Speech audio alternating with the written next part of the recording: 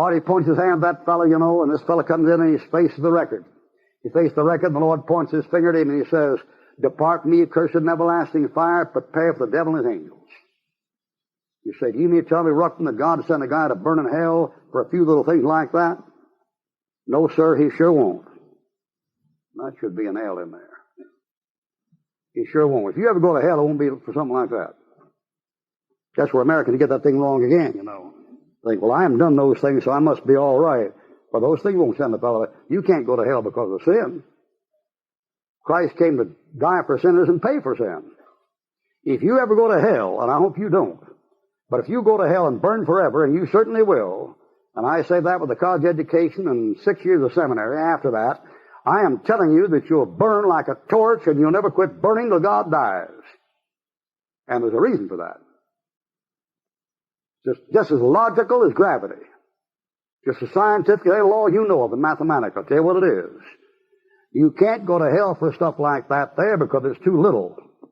You can pay for those sins in a lifetime.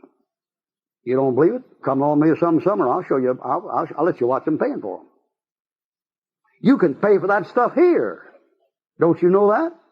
Whatever a man sows, that shall he also reap. God wouldn't burn a fellow for stuff like that. I preach in the prison, and I tell him this. I say, the worst enemy you ever had, you wouldn't want to have him burn forever. Maybe a little while, you know, but you wouldn't want him to burn forever, and yet God let a fellow burn forever. I said that in one prison when I said, but you don't hate a guy bad enough to want to see him burn forever. And a big voice over there on my right said, "I do." He had somebody in mind. I don't know who it was, because he's just bitter and mad, you know. But really, if you heard him screaming 35 million years, you'd call a halt to it, no matter what they did to you. But God doesn't. What you going to do with that? I'll tell you, the average American does like Billy Graham does. He just pretends there isn't any fire. That's what he does. You're not thinking. You pay for this stuff here. God wouldn't think of letting a man burn forever for stuff like that. You murder? He saved Moses. Moses was a murderer. You're an adulterer? He saved David. David was an adulterer. You a thief? He saved a dying thief. You can't go to hell for that stuff. You can pay for that here. You ain't going to pay forever for it. He can even save a liar. Although it's very difficult. Because when a liar gets saved, you can't believe he's saved when he is saved, because he's been lying for so long he thinks God's lying. Now listen, if you ever go to hell, it'd have to be something worse than that stuff right there. It'll have to be for something like deicide, not homicide. It'll have to be something like high treason, not embezzlement. It'll have to be something like rebellion against the Lord of the universe, your Creator. It'll have to be something big. It'll have to be something against Him, not against some other fellow like you.